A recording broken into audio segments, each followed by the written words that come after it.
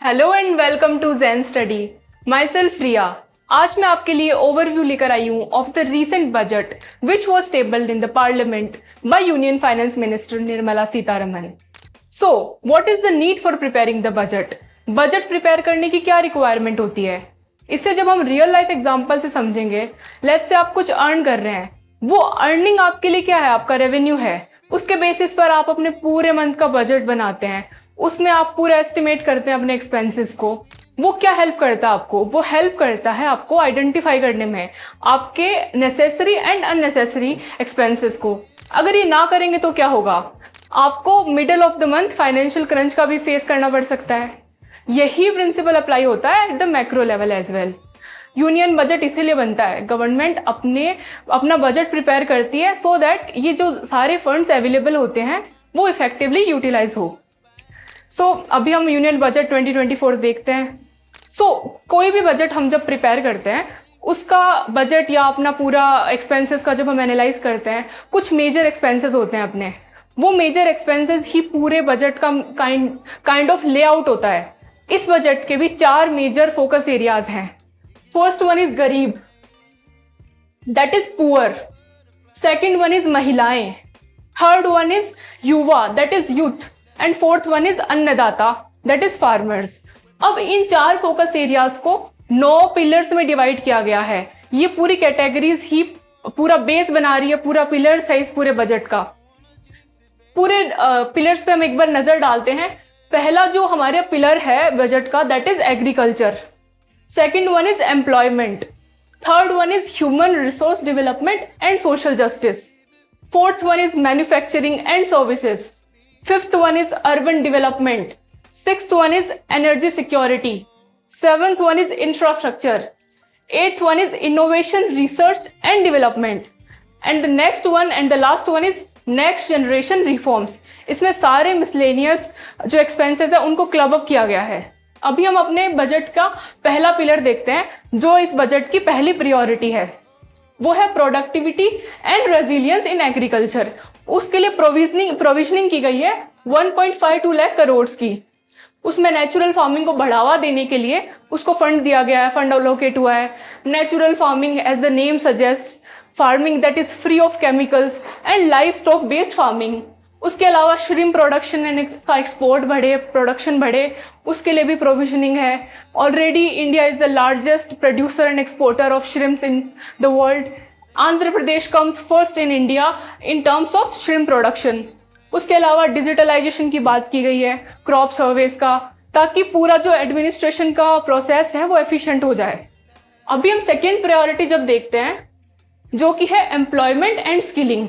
अभी जो देश हमारे इंडिया के पास में एक जो कह सकते हैं एडवांटेज है, that is it's demographic dividend, उसको अच्छे से यूटिलाइज किया जाए, इसलिए एम्प्लॉयमेंट एंड स्किलिंग को अच्छा खासा फंड दिया गया है।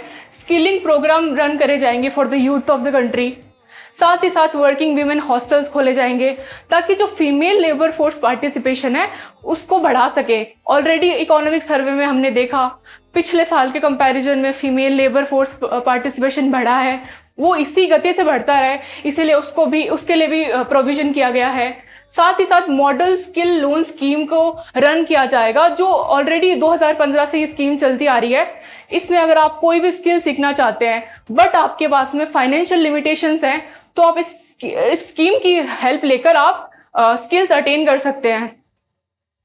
फिर है थर्ड प्रायोरिटी, वो है inclusive human resource development and social justice. इसमें क्या है, इंक्लूसिविटी कोई भी देश के लिए बहुत ज़रूरी है। अगर उसको डेवलप करना है, उसको ग्रो करना है, अगर एक सेक्शन ऑफ सोसाइटी डिप्राइव्ड रह जाएगा तो ग्रोथ का कोई मायने नहीं रहेगा।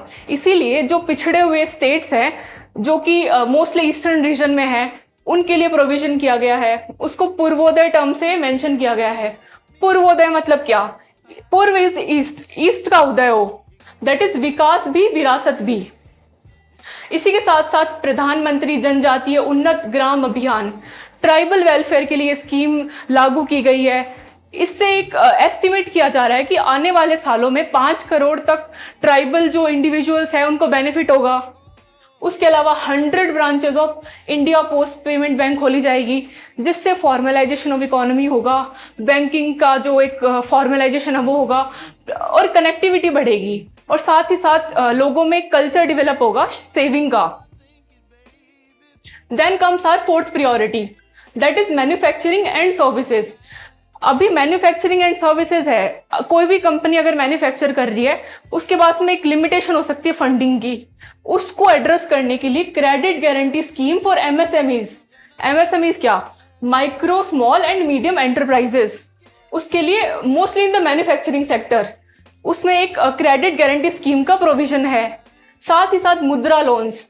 अब हम मुद्रा लोन्स कौन से होते हैं? मुद्रा लोन्स को हम 3 पार्ट्स में डिवाइड कर सकते हैं। फर्स्ट वन इज शिशु, देन कम्स किशोर, देन तरुण लोन्स। अभी मुद्रा लोन्स के जो 3 पार्ट्स मैंने बताया उसमें से तरुण कैटेगरी के लोन्स जो पहले 5 लाख से 10 लाख तक के बीच में थे, अब उसको बढ़ा के उसकी अपर लिमिट को 20 लाख कर दिया गया है। साथ ही साथ 50 फूड इरेडिएशन सेंटर खोले जाएंगे, जिनसे क्या होगा, अपना एक्सपोर्ट फूड इंडस्ट्री में है वो उसको बढ़ावा मिलेगा। अभी हम देखते हैं हमारे जो इंडिया में जो एक्सपोर्ट के जो मेजर टैरिफ्स हैं वो sanitary and phyto sanitary measures होते हैं। वेस्टर्न वर्ल्ड ये कहे कि हमारे एक्सपोर्ट्स को रुकवाता है, अगर इसको एड्रेस किया जाएगा तो डेफिनेटली सेक्टर में ग्रोथ देखे जाने के संभावना है। And the fifth priority is urban development. इसमें अगर women are owners of the land तो वो लोअर स्टैम्प ड्यूटीज अट्रैक्ट करेंगे। ये इसलिए है कि जो मेजर जो लैंड ऑनरशिप है वो विमेन की हो। साथ ही साथ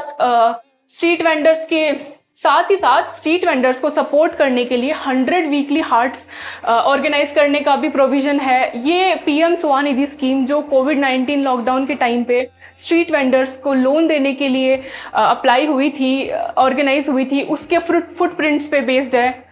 and the third one is PM Awas Yojana 2.0।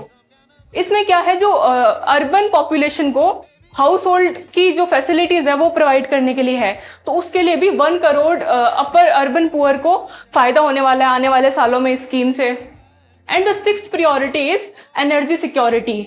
अभी गवर्नमेंट का जो मेजर एम है वो क्लीनर सोर्स ऑफ एनर्जी को प्रमोट करने का है, तो इसीलिए सोलर एनर्जी, न्यूक्लियर एनर्जी को काफ़ी सब्सिडीज मिल रही है, काफ़ी उनमें फंड एलोकेट हो रहा है। इसी को मद्देनजर रखते हुए पीएम सूर्य घर मुफ्त बिजली योजना, जिसमें अगर आप अपने घर के रूफ टॉप पे सोलर पैनल्स अगर इंस्टॉल करेंगे तो आपको गवर्नमेंट की तरफ से सब्सिडीज मिलेगी। फिर भारत स्मॉल रिएक्टर खोले जाने की बात है, जो कि न्यूक्लियर एनर्जी का प्रोडक्शन बढ़ेगा, प्रमोशन होगा उसका, कोई भी इन्वेस्ट कर रहा है तो उसके लिए फंड मिलेगा। Now the seventh priority is infrastructure. किसी भी देश का अगर ग्रोथ कैटलिस्ट हम देखें वो है इंफ्रास्ट्रक्चर।